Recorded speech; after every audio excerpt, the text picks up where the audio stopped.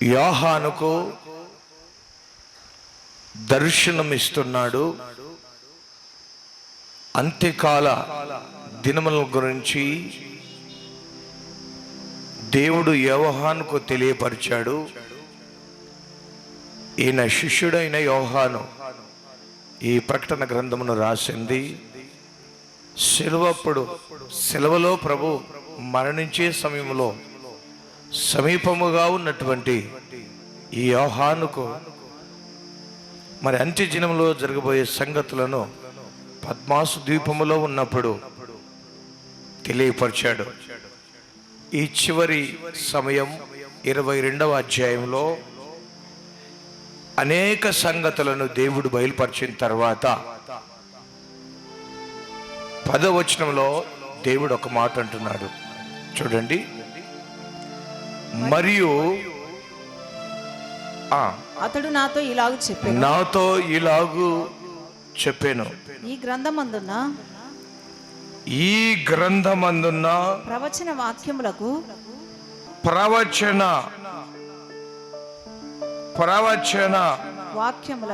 వాక్యములకు ముద్ర వేయవలదు. అతడు అంటే ఎవరు? దేవుని దూత, మన ప్రభువైన యేసుక్రీస్తేనా? మీరు పైనుంచంతా చూసుకుంటూ వస్తే ఇదిగో 7వ వచనంలో ఏమంటాడు? ఇదిగో నేను త్వరగా వచ్చుచున్నాను. ఈ మాట ఎవరనేది? మన ప్రభువైన యేసుక్రీస్తు. నేను త్వరగా వచ్చుచున్నాను. ఈ గ్రంథంలోని ప్రవచన వాక్యములు గైకొన్నవాడు ధన్యుడు అని ఆయన్నే చెబుతున్నాడు. ఆయన ఏం చెప్తున్నాడంటే, ఈ గ్రంథమందున్న ప్రవచన వాక్యములను ముద్ర వేయవలదు. కాలము సమీపమై ఉన్నది. కాలము అంటే సమయం సమీపించింది. ఇక ముద్ర వేయవద్దు. ముద్ర వేయకపోతే వాటిని తెలియపరచాలని ముద్ర వేసి పెట్టు అంటే ఇక వాటిని ఎవరు తీయడానికి వీలు లేదు, చూడడానికి వీలు లేదు అని, వీటి గురించి ముద్ర వేయవలదు అని మన ప్రభు సెలవిస్తున్నాడు. ప్రియ దేవుని బిడ్డలారా, ఈ మాట చదివినప్పుడు ఇంకొక మాట మనకు గుర్తుకు రావాలి. ప్రకటన గ్రంథం, దానియేలు గ్రంథం, ఈ రెండు అది చదివిన తర్వాత ఈ గ్రంథము చదివిన తర్వాత ఆ గ్రంథం చదివితేనే అర్థమయ్యేది. ఈ రెండు గ్రంథాలు మనం ఒక్కసారి ఒక పుస్తకము బైబుల్ అనుకోండి, ఇలా తెరుస్తాం. ఇలా తెరిచినప్పుడు ఇలా చదువుకుంటూ వచ్చిన తర్వాత తిరిగి మళ్ళీ ఎక్కడి నుంచి మొదలు పెడతాం అంటే ఇక్కడి నుంచి మొదలు పెడతాం. ఒకవేళ ఇది లేకపోతే అర్థం కాదు ఈ భాగం. అలాగే ఇటు దానియేలు గ్రంథం అయితే పుస్తకంలో ఇటు సైడు ప్రకటన గ్రంథం అనుకోండి. ఇలా ఈ రెండు పుస్తకాలు చదివేటప్పుడు మరి ఈ రెండు చదివితేనే మనకు అర్థమయ్యేది. ఇదే మాట 12వ అధ్యాయం దానియేలు గ్రంథంలో చూడండి ఒకసారి. 12వ అధ్యాయము 4వ వచనం. దానియేలు నీవు ఈ మాటలను మరుగు చేసి అంత్యకాలము వరకు ఈ గ్రంథమును ముద్రింపుము. చాలా మంది చాలా అక్కడికే. దానియేలు గ్రంథంలోనేమో ఈ గ్రంథాన్ని ముద్ర వేయి, ప్రకటన గ్రంథములనేమో గ్రంథాన్ని ముద్ర వేయవలదు. ఇక్కడ ముద్ర వేసి మూత వేసి పెట్టు. అక్కడ ప్రకటన గ్రంథములో తెరవబడుతుంది.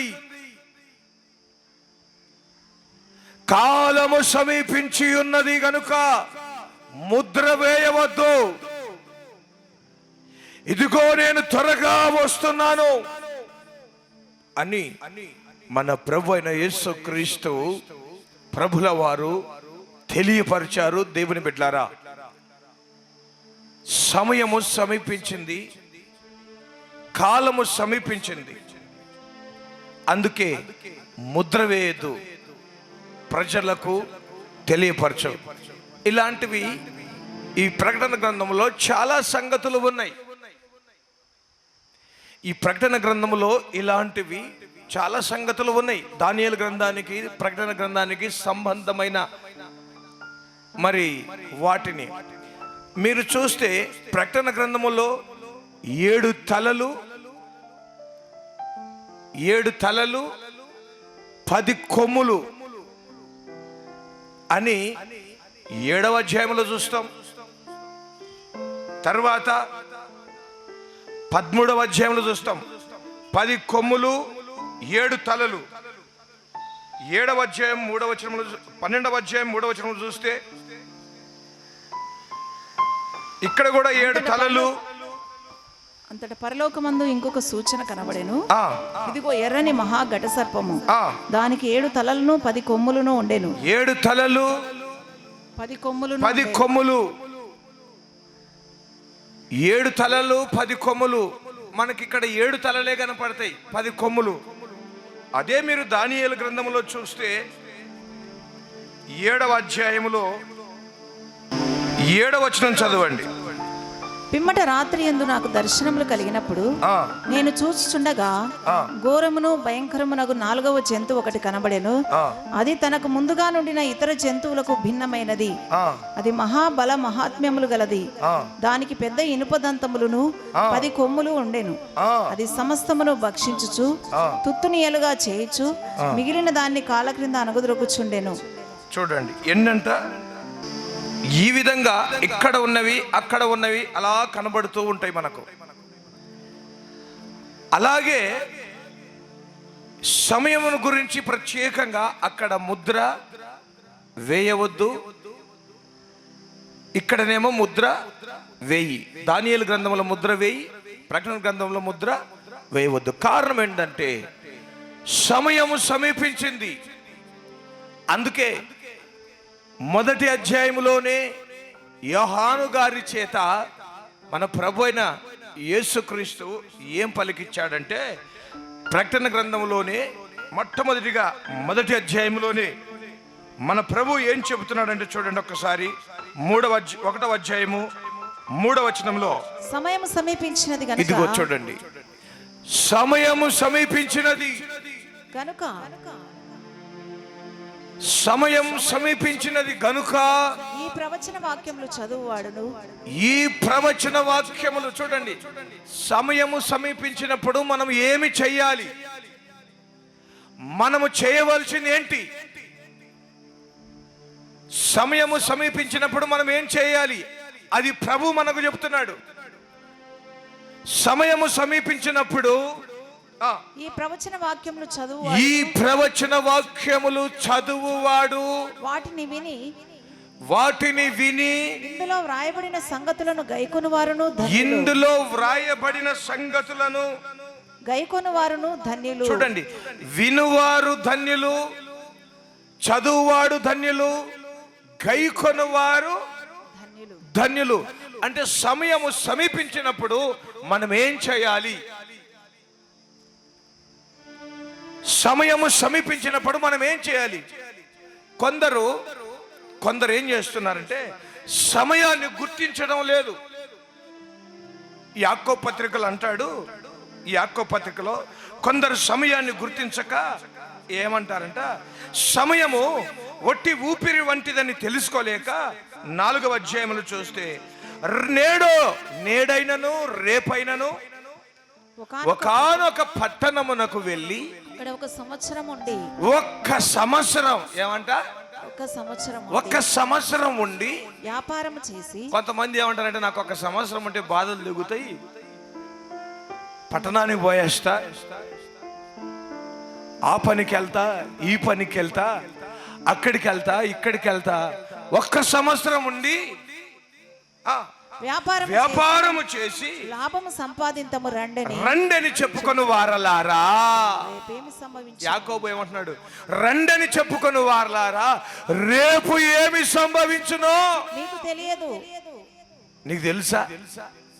నీకు తెలియదు. మీ జీవం ఏ పాటిది? మీ జీవము ఏ పాటిది? మీరు కొంతసేపు కనబడి నేడైనను రేపైనను వెళ్ళి మనం పట్టణానికి వెళ్ళి అధ్యాత్మం విద్యార్థం సంపాదించుకోను లాభం అనుకుంటున్నారా? అలా మాట్లాడుకునే వారులారా, మీ జీవితం ఏ పాటిది? మీ జీవం ఏ పాటిది? వట్టి ఊపిరి వంటిది. ఎంత మంచి మాట అక్కడ. కొంతసేపు కనబడి అంతలో మాయమైపోవు ఆవిరి వంటి వారే. అంతలో మాయమైపోయే ఆవిరి వంటి. ఆవిరి వంటి నీ జీవితాన్ని. అందుకనే మేలైనది చేయనెరిగయో, అలాగు చేయని వానికి దాని కిందనే అంటాడు, అలాగు చేయని వానికి పాపం కలుగును. పాపము కలుగును. పాపము కలుగును. మేలైనది ఏది?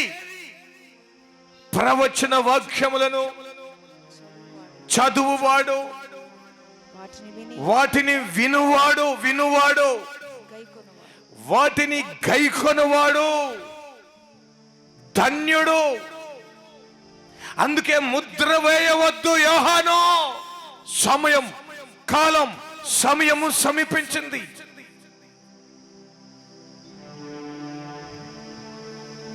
ప్రియ దేవుని బిడ్డలారా, సమయం సమీపించింది. ఈ వాక్యములను చదవండి, ఈ వాక్యములను వినండి, ఈ వాక్యములను గ్రహించుకోండి. వాక్యమును చాలా మంది గ్రహించుకోవటం లేదు. ఇక్కడ చూస్తే పరిశుద్ధ గ్రంథములో యాకోబు పత్రిక 1వ అధ్యాయం 21వ వచనం, అందుచేత సమస్త కల్మషమును విర్రవీగుచున్న దుష్టత్వమును మాని లోపల నాటబడి మీ ఆత్మలను రక్షించుటకు శక్తి కలిగిన వాక్యం సాత్వికముతో అంగీకరించుడి. ఎట్లా అంగీకరించాలా? సాత్వికముతో అంగీకరించండి. సమయం సమీపించింది గనుక శక్తి కలిగిన వాక్యం. ఈ వాక్యము నిన్ను ఆత్మను రక్షించగలదు. ఈ వాక్యము నీ ఆత్మను రక్షించగలదు. ప్రియ దేవుని బిడ్డరా, అందుకే వాక్యము వినాలి. వాక్యం వింటే, సాత్వికముగా నీ వాక్యాన్ని అంగీకరిస్తే, కఠిన హృదయముగా కాదు. దేవుడు ఎంత చెప్పినా, ఫరో చూడండి ఒక్కసారి. ఫరో గురించి చూస్తే నిర్గమాకాండం 8:32, అయితే ఫరో ఆ సమయమున కూడా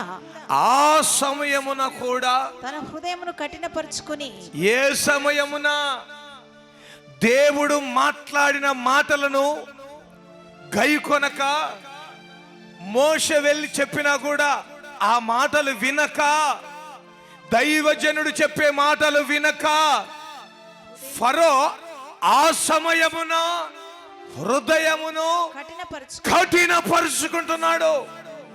ప్రియ దేవుని బిడ్డలారా, వాక్యము వినే సమయములో నీ హృదయాన్ని కఠినపరుచుకుంటున్నావా?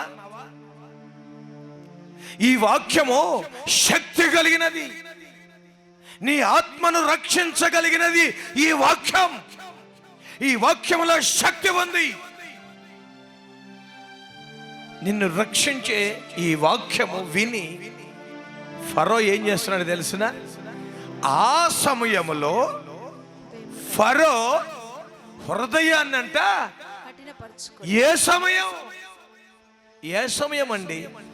మోషే దేవుని మాటలు వెళ్ళి చెప్పినప్పుడంతా ఆ సమయములో కఠినపరుచుకుంటూనే ఉన్నాడు. చాలా మంది వాక్యం వినే కొద్దీ కఠినపరుచుకుంటూ ఉంటారు. వాక్యం వినేటప్పుడు నీ హృదయం ఎట్లుండాలి? సాత్వికముతో ఉండాలి. ఒక విత్తనం, బైబుల్ అనేక చోట్ల వాక్యం అనగా, విత్తనం అనగా వాక్యము అని రాయబడి ఉంటుంది. విత్తనం అనగా వాక్యం. ఈ విత్తనాలు వేసే మనుషులు పొలములో ఎలా ఉంటారు? ఏ సమయంలో వేస్తారు? సమయం ఇచ్చిన ఆ సమయమున ఫరో ఏమైపోయాడు? కఠినమైపోయాడు. విత్తనం అనేది దేవుని వాక్యం. పొలం ఎట్లుండాలి? విత్తనం వేసేటప్పుడు పొలం గట్టిగా ఉంటే ఫలిస్తుందా? మట్టి ఎట్లుండాలి? ఒక విత్తనం వేసేటప్పుడు పొడి పొడిగా తేమగా, విత్తనం వేసేటప్పుడు పొడి పొడిగా తేమగా ఉండాలి. విత్తనం అప్పుడు నాటబడుతుంది. అలాగే దేవుని వాక్యం కూడా సాత్వికమైన మనస్సుతో స్వీకరించాలి. కొంతమంది వాక్యం విని రకరకాలుగా నా కొరకే చెప్పారు, కఠినం చేసుకొని కావాలని నా కొరకు చెప్పారు, గద్దించి మరింత రకరకాలుగా అనుకునే వాళ్ళు ఉంటారు.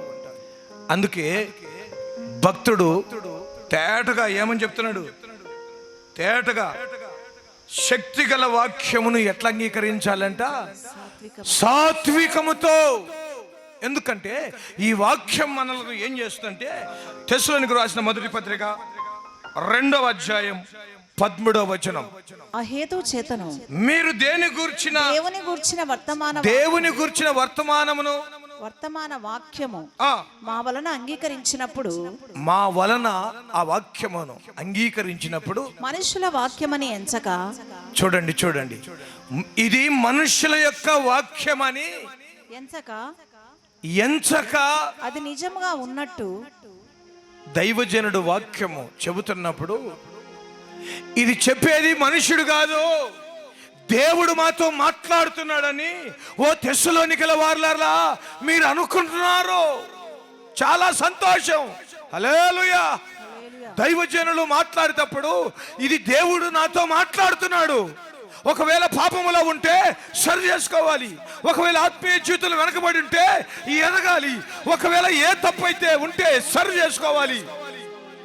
ప్రోత్సాహకరంగా ఉంటే దేవునికి వందనాలు చెప్పాలి.